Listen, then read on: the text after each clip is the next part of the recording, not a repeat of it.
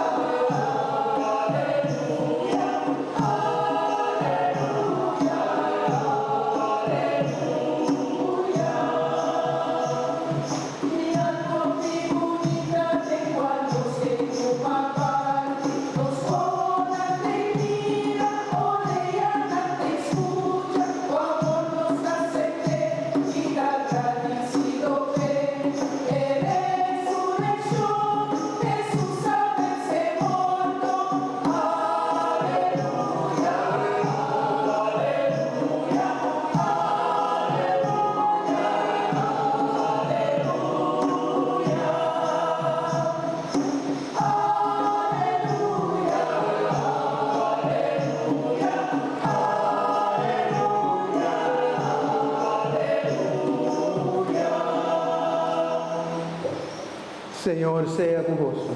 Y con tu espíritu. Proclamação do Evangelho de Jesus Cristo segundo São Marcos. Gloria a vos, Señor.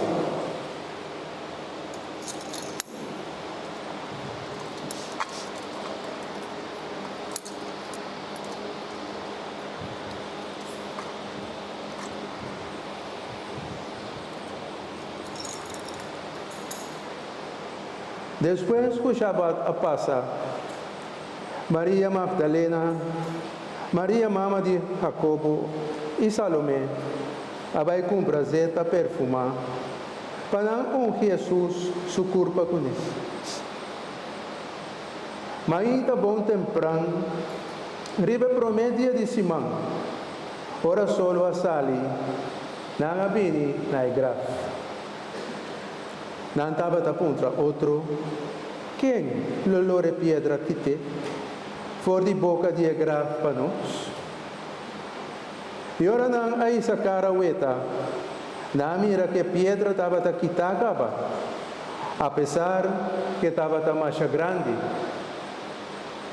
E ora na drente graf, na mira jovem sentado mandreche, vestida panha branco largo, e a mulher a queda mais sombra.